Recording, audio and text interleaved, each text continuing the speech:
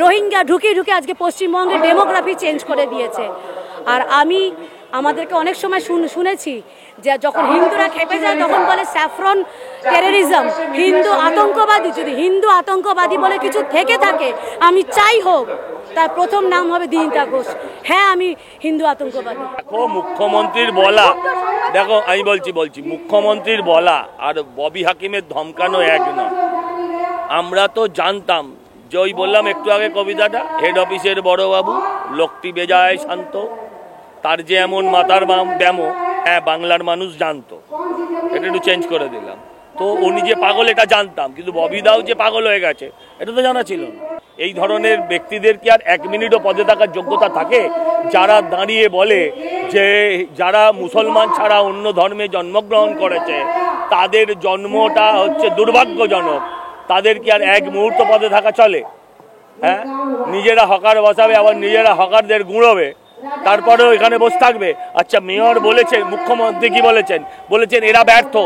একজন ব্যর্থ লোক কেন বসে থাকবে? বলছে কাউন্সিলরদের গ্রেপ্তার করা হবে। আমার পাড়ায় যদি হকার বসে, আমায় গ্রেপ্তার করবে? এর দায় আমার? কাউন্সিলরের দায় যে হকার বসবে কি বসবে না দেখা? রাস্তায় দরকার হলে ফুটপাতে বসে দাঁড়িয়ে আন্দোলন করব, কিন্তু এই তৃণমূলকে সরিয়ে ছাড়বো, এই ববি হাকিমের পদত্যাগ করিয়ে ছাড়বো। আর যে এই কথাটা বলেছে তার যে কত জন্মের পাপ, সেই কত জন্মের পাপ নিয়ে সেই পাপী এই পূর্ণ ভূমিতে ভূমিষ্ঠ হয়েছে বলে আজকাল ওর পাপের ভরা ভরে গেছে। তার দিন শেষ। আমার মুখের নামটা নিতে আমার ঘেন্না বোধ হয়। ওয়াক থু জানাচ্ছি ওই স্যান্ডো মেয়রকে। আমি চাইবো অবিলম্বে আমার ভগবান, আমার নেতাজির চেয়ার থেকে গোটা পশ্চিমবঙ্গবাসীর হয়ে আমি বলছি ওর পদত্যাগ, ওর অপসারণ ইমিডিয়েট আমরা দাবি করছি। আরে উনি যে ভাষায় আমাদের ধর্মকে, অন্য ধর্মকে আক্রমণ করছেন, এটা হতে পারে না। আমরা সব ধর্মকে সম্মান জানাই, কিন্তু যে ভাষায় উনি আমাদের বলছেন আমাদের ধর্মকে আক্রমণ করছে, এটা চলতে পারে না। এবং উনি বেছে বেছে হকারদের, এখানে একটা ধর্মের হকারদের এখানে উনি টার্গেট করছেন, এটা চলতে পারে না। এত তো সাহস ওনার আসে কোত্থেকে? কোন সাহস উনি বলছেন আজকে ববি হাকিম নিজস্ব ক্ষমতায় আছেন বলে, আজকে ক্ষমতা আছেন বলে উনি যা খুশি তাই বলে দেবেন হিন্দুদেরকে নিয়ে? কোনো নেই। আর আমরা হিন্দুরা চুপ করে বসে থাকবো? আমার এটাই আপত্তি নেই। আপনি পৌরসভায় বসে অন ক্যামেরা সাংবাদিকদের উনি হুমকি দিচ্ছেন যে ইয়েস অর নো বলুন। আমার দুর্ভাগ্য সেই সাংবাদিক তখন সেখানে চক্ষু লজ্জার ভয়ে হোক বা ভয়ে হোক, চক্ষু লজ্জার খাতিরে হোক বা ভয়ে হোক, নাই বলেছে, নাই। অথচ সেই চ্যানেল, তারই চ্যানেল বারবার দেখিয়েছে ববি হাকিম কি বলেছে। আজকে সাংবাদিকদের সাথে যদি একজন মন্ত্রী, একজন মেয়র কলকাতা শহরের, তিনি যদি তার চেয়ারে বসে, তার অফিসে বসে এই কথা বলতে পারেন, তাহলে আপনারা ভাবুন ওই কি নাম যেন আপনাদের কামারহাটির মালটা, জয়ন্তরা, তারা এরকম করবে না? জেসিবিরা আপনাদের মতন মহিলাদের ধরে ডান্ডা দিয়ে মারবে না তো করবেটা কি? মূল উদ্দেশ্য হচ্ছে যে কমেন্টটা করেছেন মাননীয় মেয়র সাহেব, চেয়ারে থেকে একজন পাবলিক রিপ্রেজেন্টেটিভ বাংলাতে ইতিপূর্বে কোনোদিনও করেননি। তৃণমূলের থেকে ভালো কিছু আমরা আশা করি না, এটা সবাই জানে, কোনো শুভবুদ্ধি সম্পন্ন মানুষ করেও না। তবুও চেয়ারে বসে একজন মেয়র, আমরা সকলেই জানি, সকল বাঙালি জানি যে কলকাতা কর্পোরেশনের এই মেয়র চেয়ারটা খুব ঐতিহ্যপূর্ণ একটি, সেই চেয়ারে বসে এই ধরনের কমেন্টস একটা ব্যক্তিত্ব করতে পারাটাই এত বিস্ময়কর, এত লজ্জা, এত হতাশা। ফিরহাদ হাকিম, ওনার মধ্যে সুরবর্দিস ছায়া দেখতে পাওয়া যাচ্ছিল। গ্রেট ক্যালকাটা কিলিং এর কথা মনে আছে, তখন একজন গোপাল পাঠাই সেই জিনিসটাকে আটকেছিল। এখন বাংলাতে তখন ছিল একজন গোপাল পাঠা, এখন অনেক গোপাল পাঠা রেডি আছেন। তো ফিরহাদ হাকিমের সেই উর্দু বলার ইচ্ছে কোনোদিনও পূর্ণ হবে না। সেটা মিথ্যে, সেটা তো মিথ্যে। ওনার এক পরমাত্মীয় আমি শুনেছি হিন্দু ধর্মে জন্মগ্রহণ করেছেন, সেটা আবার ওনার দুর্ভাগ্য। খুব দুঃখের সাথে বলছি, সবসময় আমি সনাতনী বলে আমি গর্বিত, আমি সনাতনী, আমি গর্বিত, আমি হিন্দু। আমি শুধু হিন্দু না, আমি কট্টর হিন্দু। কিন্তু তারপরেও বলবো আমার এই মুসলিমদের জন্য খুব করুণা হয়, কারণ ওদেরকে এই মাদ্রাসা ছাপ করে রেখে এই মুসলিম প্রজন্মকেও পুরো শেষ করে দিচ্ছে। আমরা খালি ওই এক আব্দুল কালাম আজাদকে নিয়ে খঞ্জনি বাজিয়ে দেবো, আর দ্বিতীয় আব্দুল কালাম আজাদ হবে না।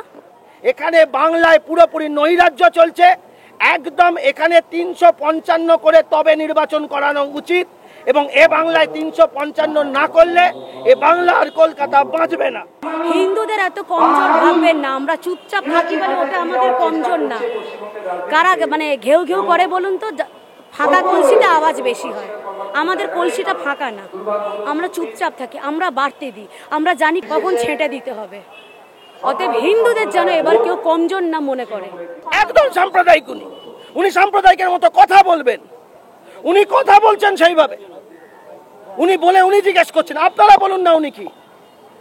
যে কোনো মানুষ যদি দেখে আমরা সকল ধর্মকে সম্মান জানাই, প্রত্যেক ধর্মকে আমরা সম্মান জানাই, কিন্তু উনি যেভাবে আক্রমণ করেছে এটা অনভিপ্রেত। উনি যতক্ষণ না এটার জন্য ক্ষমা চাইবেন এবং পদত্যাগ করবেন অথবা ক্ষমা চাইবেন, ততক্ষণ উনি কোথাও গেলে আমাদের ছেলেরা ওনাকে কালো পতাকা দেখাবে।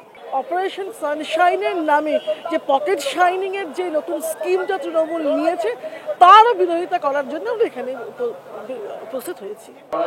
আসলে আমি ববি হাকিমের কাছে জানতে চাই উনি জানেন কিনা প্রকৃতিগতভাবে যারাই হিন্দুস্তানে জন্মগ্রহণ করে তারা সবাই হিন্দু।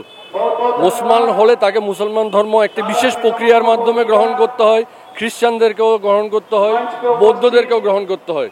আমরা সবাই কিন্তু ববি হাকিমও কিন্তু একজন হিন্দু ছিলেন, উনি পরে মুসলিম ধর্মে হয়েছেন, মানে কনভার্ট হয়েছেন।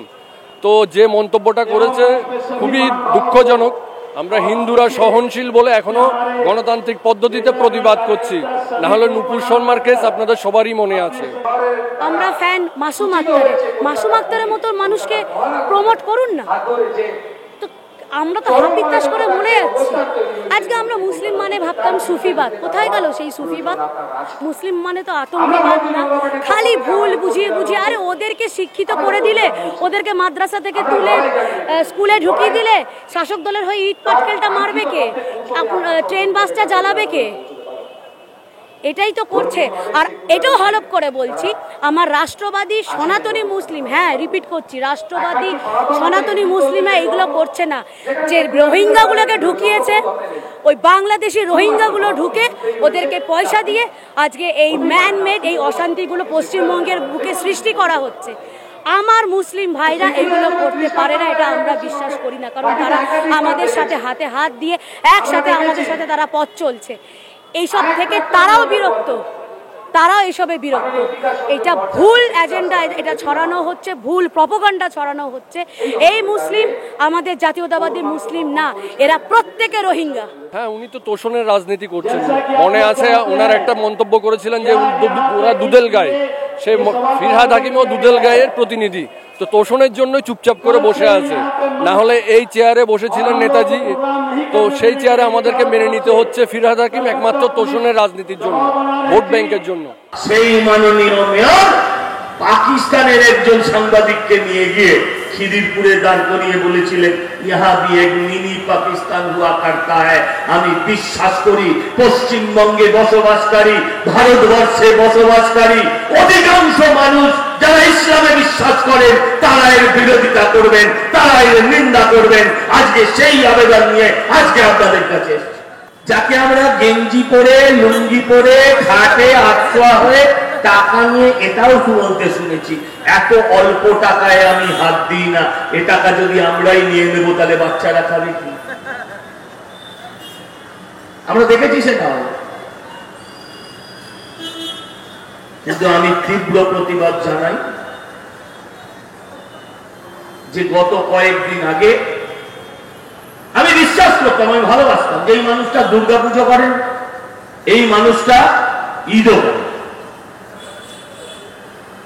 আজকে যখন দেখলাম উনি দুর্গাপুজো করার পর যদি বলছেন যে হিন্দু ধর্মে যারা অন্য ধর্মে যারা জন্মগ্রহণ করে, অন্য ধর্মে যারা জন্মগ্রহণ করেছেন সেটা তাদের দুর্ভাগ্য, তার মানে আমার মাতৃ জঠর, আমার জন্মদাত্রী মাকে, আমার মাতৃভূমিকে, আমার পশ্চিমবঙ্গকে যে অধিকাংশ মানুষ ওনাকে মেয়র পদে বসিয়েছেন তার তাদেরকে 144 জন কাউন্সিলরের মধ্যে অধিকাংশ মানুষ যারা ভোট ব্যানার্জি চ্যাটার্জিতে আছেন, তাদের প্রত্যেকের মা বোনকে যারা অজিনি অপমান করেছেন, তার নাম ববি হাকিম। তাই এই সভা থেকে আমি আবেদন করব সমস্ত কাউন্সিলরদের উদ্দেশ্যে, আমি রিকোয়েস্ট করবো, অনুরোধ করবো, আমি মুখ্যমন্ত্রীর কাছে আবেদন করব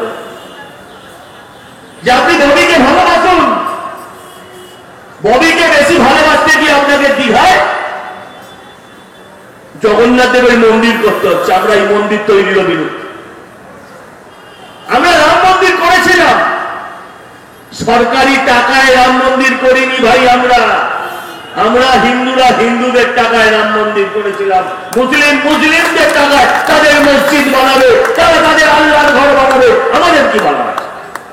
কিন্তু সরকারি টাকায় যখন রাম মন্দির করা হয়, সরকারি জমি যখন টাকাকে তাড়িয়ে দিয়ে জগন্নাথ দেবকে বসিয়ে হিন্দু ভোট পাওয়ার চেষ্টা করা হয়, তখন আমরা তার বিরোধিতা করি। তাই এই নিউ মার্কেট এরিয়ার সমস্ত হিন্দু মুসলমান সমস্ত ভাইদের কাছে, শিখ ইসাই সকলের কাছে আবেদন করতে চাই, কেউ যদি হিজাব পরে আপনার ইফতারে হাজির হয় তাহলে ভাববেন না সে আপনি ভাববেন না যদি ঈদের দিন হিজাব পরে আপনাদের যে ঈশ্বরকে প্রার্থনার যে বচনগুলো আছে, যে কথাগুলো আছে, যে শব্দগুলো আছে, সে যদি সেখানে দাঁড়িয়ে গড়গড় করে পাঠ করে যায়, ভাববেন না তিনি আপনার ধর্মের কে শ্রদ্ধা করছেন, আপনার ধর্মকে তিনি ভালোবাসেন।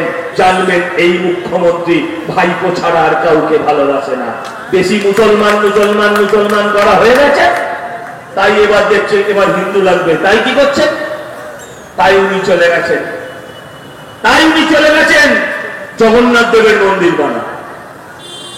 আর এই করে উনি আমাদের লড়িয়ে নিজের রাজনৈতিক সত্তা, নিজের রাজনৈতিক অস্তিত্ব তাকে টিকিয়ে রাখছেন। গত কয়েকদিন আগে ওদের আগে মেলে বলেছেন যে মুসলিম ভোট না দিলে এবার আমরা জিততামই না। আমি আপনাদের কাছে প্রশ্ন করতে চাই, আমি এই অঞ্চলে যারা শুনতে আসতে যেতে যত ইসলামে বিশ্বাসী ভাই বোনেরা আমার আছেন, তাদের কাছে আমি প্রশ্ন রাখতে চাই, বলুন গত 12 বছরে এই সরকার মুসলমান ভাইদের জন্য কি কি কাজ করেছে? যদি করে থাকে তাহলে ভোট দিন। শুধু ধর্মের ভিত্তিতে একটা লোককে আপনি ভোট দিয়ে যাবেন আর আপনার ভাই ভাইপো আত্মীয় পরিজনরা ফুলে ফেপে উঠবে, আপনি হকারি থেকে যাবেন।